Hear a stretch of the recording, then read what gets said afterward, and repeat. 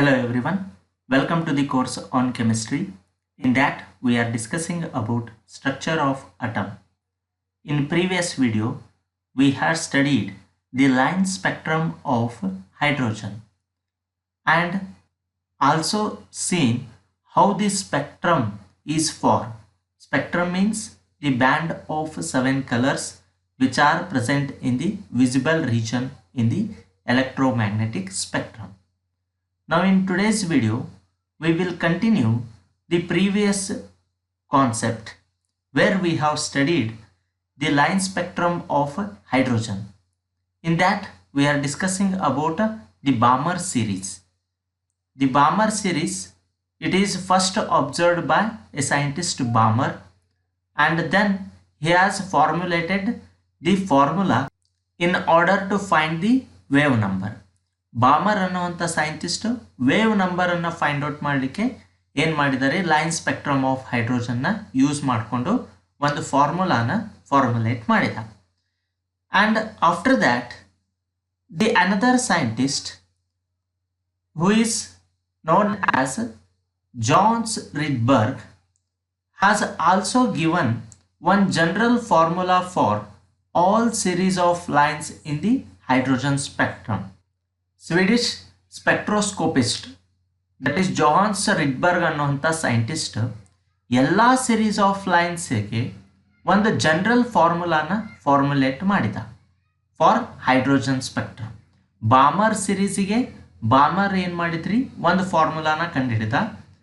But ರಿಡ್ಬರ್ಗ್ ಅನ್ನುವಂಥ scientist ಎಲ್ಲ series of ಲೈನ್ಸಿಗೂ ಒಂದು ಫಾರ್ಮುಲಾ ಫೈಂಡ್ ಔಟ್ ಮಾಡಿದ. And that is given as mu bar is equal to 1,09,677 into 1 divided by n1 square minus 1 divided by n2 square per centimeter.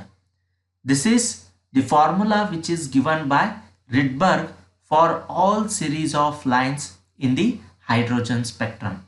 Balmer series, Paschen series, Pfund series, Lyman series, ಈ ರೀತಿ ಬೇರೆ ಬೇರೆ ಸಿರೀಸನ್ನು obtain ಮಾಡ್ತೀವಿ hydrogen spectrum ಒಳಗೆ. ಆ ಎಲ್ಲ ಸಿರೀಸಿಗೆ ವೇವ್ ನಂಬರ್ ಫೈಂಡ್ ಔಟ್ ಮಾಡಲಿಕ್ಕೆ ಈ ಒಂದು ಫಾರ್ಮುಲಾನ ರಿಡ್ಬರ್ಗ್ ಇಂಟ್ರೊಡ್ಯೂಸ್ ಮಾಡಿದ. Where n1 is equal to 1, 2, 3 so on and n2 is equal to n1 plus 1, n1 plus 2, n1 plus 3 so on. ಅಂದ್ರೆ ಒಂದು ಏನಿರುತ್ತೆ ರೀ, ಹೆಚ್ಚು ಹಾಕ್ಕೊಂತ ಹೋಗುತ್ತೆ n1ಕಿನ value. If n1 is 1 then n2 is 2. If n1 is 2 then n2 is 4. In this manner the number of n1 and n2 will go on changes. Okay, this is known as Rydberg formula. And here the number, that is 1,09,677 per centimeter, is called the Rydberg constant for hydrogen. A number ಏನದರಿ 1,09,677 per centimeter. ಇದಕ್ಕೆ ನಾವೇನಂತ ಹೇಳ್ತೀವಿ, ರಿಡ್ಬರ್ಗ್ constant ಅಂತ ಹೇಳ್ತೀವಿ. That is A constant value for hydrogen. And the first 5 series of lines that correspond to n1 is equal to 1, 2, 3, 4, 5 are known as Lyman, Balmer, Paschen, Brackett, Pfund series respectively. First 5 series of ಲೈನ್ಸಿಗೆ ಏನೇನಂತ ಹೆಸರು ಕೊಡ್ತೀವಿ, Lyman, Balmer, Paschen, Brackett and Pfund series ಅಂತ ಹೇಳ್ತೀವಿ. And the value of n1 and n2 for those is given here. That is if n1 is 1 then it is corresponds to Lyman series. If n1 is 2 then it corresponds to Balmer series. If n1 is 3 then it corresponds to Paschen series. If n1 is 4 then it is Brackett, and if n1 is 5 then it is Pfund series. ಈ ರೀತಿ n1 value ಮೇಲೆ ಯಾವ lines of series ನಮಗೆ ಸಿಗ್ತಾವು ಅಂತ ಹೇಳಿ find out ಮಾಡ್ಬೋದು, which is given by Rydberg. And next we will move to the another concept, that is Bohr model for hydrogen atom. Niels Bohr was the first to explain quantitatively the general features of hydrogen atom structure and its spectrum. Niels Bohr ಅನ್ನುವಂಥ scientist first time quantitatively hydrogen atom ಸ್ಟ್ರಕ್ಚರನ್ನು explain ಮಾಡಿದ and its spectrum is also explained by him. Let us study the postulates of Bohr model of an atom. Bohr ಮಾಡೆಲ್ನ ಪ್ರಕಾರ ಅಟಮ್ದ ಒಳಗೆ ಏನೇನು ಇರುತ್ತೆ ಅದನ್ನು ನೋಡೋಣ. Okay, he has stated the electron in the hydrogen atom can move around the nucleus in a circular path of a fixed radius and energy. According to Bohr, ಏನು ಹೇಳ್ತಾನ್ರಿ ಅವ, hydrogen atom ಒಳಗೆ ಎಲೆಕ್ಟ್ರಾನ್ ನ್ಯೂಕ್ಲಿಯಸ್ ಸುತ್ತಲೂ ಸುತ್ತಿರುತ್ತೆ in circular path ಒಳಗೆ fix ಆಗಿ move ಹಾಕೋಂತ ಹೋಗ್ತಿರುತ್ತೆ with fixed radius and energy. And these paths are called orbits. ಆ ಏನು ಸರ್ಕ್ಯುಲರ್ ಪಾತ್ ಇರುತ್ತಲ್ಲ ಅದಕ್ಕೆ ನಾವೇನಂತ ಹೇಳ್ತೀವಿ, ಆರ್ಬಿಟ್ಸ್ ಅಂತ ಹೇಳ್ತೀವಿ.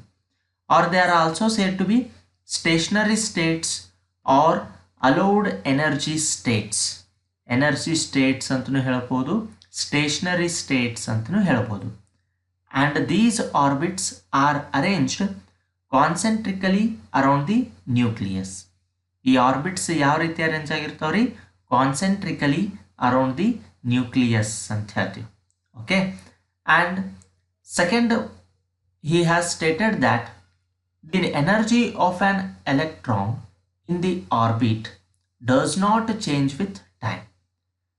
ಆ ಒಂದು ಆರ್ಬಿಟ್ ಒಳಗೆ ಏನು ಎಲೆಕ್ಟ್ರಾನ್ ರಿವಾಲ್ವ್ ಆಗ್ತಿರುತ್ತಲ್ಲ ಆ ಎಲೆಕ್ಟ್ರಾನದ ಎನರ್ಜಿ ಕಾನ್ಸ್ಟಂಟ್ ಆಗಿ ಉಳಿತದೆ. Okay, it will not changes with time ಹೋದಂಗೆ ಅದರ ಎನರ್ಜಿ ಚೇಂಜ್ ಆಗೋದಿಲ್ಲ. However the electron will move from A lower stationary state to a higher stationary state when required amount of energy is absorbed by the electron or energy is emitted when electron moves from higher stationary state to lower stationary state. The energy change does not take place in continuous manner. As you already know, second postulate ಏನು ಹೇಳುತ್ತಾ, energy of electron constant ಆಗಿ ಇರುತ್ತೆ if it is revolving in the orbit. But the electron if it moves from lower stationary state to higher stationary state, in photoelectric effect only you have seen, electron ಏನು ಮಾಡ್ತಾವ್ರಿ, ಎನರ್ಜಿನ absorb ಮಾಡಿಕೊಂಡು lower ಸ್ಟೇಟ್ದಿಂದ higher ಸ್ಟೇಟಿಗೆ jump ಆಗ್ತಾವೆ. And they will again come back to the lower state with emission of radiation ಅಂತ ಹೇಳ್ತೀವಿ.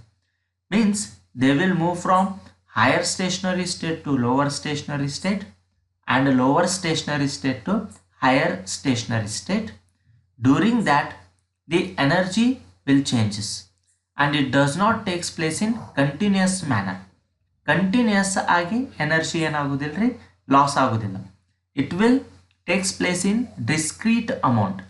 ಒಂದಿಷ್ಟು ಗ್ರೂಪ್ ಆಗಿ ಏನಾಗುತ್ತೆ ರೀ, ಅಲ್ಲೇ ಎನರ್ಜಿ ಲಾಸ್ ಆಗೋದು ಅಥವಾ ಗೇನ್ ಆಗೋದು ಆಗುತ್ತೆ. This is the second postulate of Bohr model of an atom. Then third one is the frequency of radiation absorbed or emitted when transition occurs between two stationary states that differ in energy is given by. ಈಗ ಯಾವುದೋ ಒಂದು electron stationary state to excited ಸ್ಟೇಟಿಗೆ jump ಆದಾಗ ಮತ್ತು ಅಲ್ಲಿಂದ jump ಆಗಿ ಮತ್ತೆ return ಬರಬೇಕಾದ್ರೆ ಅಲ್ಲೇ ಎನರ್ಜಿ ಅಬ್ಸಾರ್ಬ್ ಆಗುತ್ತೆ. ಜಂಪ್ ಆಗಬೇಕಾದ್ರೆ ಒಳ್ಳೆ ರಿಟರ್ನ್ ಬರಬೇಕಾದ್ರೆ ಗ್ರೌಂಡ್ ಸ್ಟೇಟಿಗೆ ಆ ಎನರ್ಜಿ ಹೊರಗಾಗುತ್ತೆ, ಎಮಿಟ್ ಮಾಡುತ್ತೆ. ಅವಾಗ ಅಲ್ಲಿ ಎನರ್ಜಿ ಏನಾಗುತ್ತೆ ರೀ, ಚೇಂಜ್ ಆಗುತ್ತೆ. In lower state and higher state what is the difference in the energy ಎಷ್ಟು ಡಿಫ್ರೆನ್ಸ್ ಆಯಿತು ಅನ್ನೋದನ್ನು we can calculate it by the formula mu is equal to delta E divided by h. Mu is frequency, h is Planck's constant, and delta E, this is the difference in the energy. That is change in energy ಅಂತ ಹೇಳ್ತೀವಿ. ನಮಗಿದ ಬೇಕು. ಒಂದು excited state ಇರುತ್ತೆ ರೀ, ಒಂದು ground state ಇರುತ್ತೆ. Okay, so ಆ state ನಡುವೆ ಇರುವಂತಹ ಎನರ್ಜಿ ಡಿಫರೆನ್ಸ್ ಎಷ್ಟು, ಅದಕ್ಕೆ ನಾವೇನು ಹೇಳ್ತೀವಿ, ಡೆಲ್ಟಾ ಇ ಅಂತ ಹೇಳ್ತೀವಿ. And here E1 and E2 are the energies of lower and higher allowed energy states respectively. E1 ಅಂತ ಹೇಳಿದ್ರೆ ಏನ್ರಿ, lower energy state.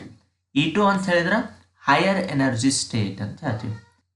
This expression is commonly known as Bohr's frequency rule. ಈ ಎಕ್ಸ್ಪ್ರೆಷನ್ಗೆ ನಾವೇನಂತ ಹೇಳ್ತೀವಿ, Bohr's frequency rule ಅಂತ ಹೇಳ್ತೀವಿ. Then fourth one, the angular momentum of an electron in a given stationary state can be expressed as. A electron the angular moment stationary state ಅಂದ್ರೆ orbit ಒಳಗೆ revolve ಆಗಬೇಕಾದ್ರೆ ಎಷ್ಟು ಇರುತ್ತೆ ಅಂತ ಹೇಳಿ ಹೆಂಗೆ ಫೈಂಡ್ ಔಟ್ ಮಾಡ್ಬೋದು, MEVR is equal to n into h divided by 2 pi, where n is equal to 1, 2, 3, so on. Thus, here from this we can say that electron can move only in those orbits for which the angular momentum is integral multiple of h divided by 2 pi. That is why only certain fixed orbits are allowed. ಅಲ್ಲೇನಾಗತ್ರಿ, angular momentum ಏನಾಕೊಂತ ಹೋಗುತ್ರಿ, change ಆಕೊಂತ ಹೋಗುತ್ತೆ. And it changes as integral multiple of h by 2 pi, and hence each orbits are fixed and have certain fixed energy ಅಂತ ಹೇಳ್ತೀವಿ. Then what is angular momentum? Then angular momentum ಅಂತ ಹೇಳಿದ್ರೆ ಏನು, just as linear momentum, it is the product of mass and linear velocity. linear momentum ಅಂತ ಹೇಳಿದ್ರೆ ಏನ್ರಿ, m into v ಅಂತ ಹೇಳ್ತಾರೆ, that is product of mass and velocity. Angular momentum ಅಂತ ಹೇಳಿದ್ರೇನು, product of moment of inertia and angular velocity ಅಂತ ಹೇಳ್ತಾರೆ. And for an electron of mass me moving in a circular path of radius r around the nucleus, angular momentum is equal to I into W, and here I is me into r square, that is moment of inertia, and W is v divided by r, where v is linear velocity. This you have already studied in physics. Physics momentum ಅಂತ ಹೇಳಿ ಕಲ್ತಿರ್ತೀರಿ. Okay, so inertia ಹೆಂಗೆ ಕೊಡ್ತೀರಿ, mass into radius, that is me into r square, and W, that is nothing but velocity, is equal to v divided by r, and v is linear velocity. This omega is angular velocity. So remember that. Simply remember, angular momentum is the product of moment of inertia and angular velocity. Then according to Bohr's theory for hydrogen atom, ಇಲ್ಲಿವರೆಗೂ ಏನು ಕಲಿತ್ರಿ, ನೀವು just postulates ಕಲಿತ್ರಿ. In general, he has given the postulates for all atoms, but his theory was able to explain accurately for hydrogen atom. Hydrogen ಅಟಮ್ಗೆ ಅಷ್ಟೇ ಏನು ಮಾಡ್ತು, ಕರೆಕ್ಟಾಗಿ explanation ಕೊಡ್ತು. ಆ ಪಾಸ್ಟ್ಯುಲೇಟ್ಸ್ ಎಲ್ಲ ಹೈಡ್ರೋಜನ್ ಅಟಮ್ಗೆ ಅಪ್ಲಿಕೇಬಲ್ ಆಗ್ತಿದ್ದು. ಸೊ ಏನೇನು according to Bohr's theory, the hydrogen atom it consist of the stationary states for a electron are numbered n is equal to 1, 2, 3, so on. These integral numbers are known as principal quantum numbers.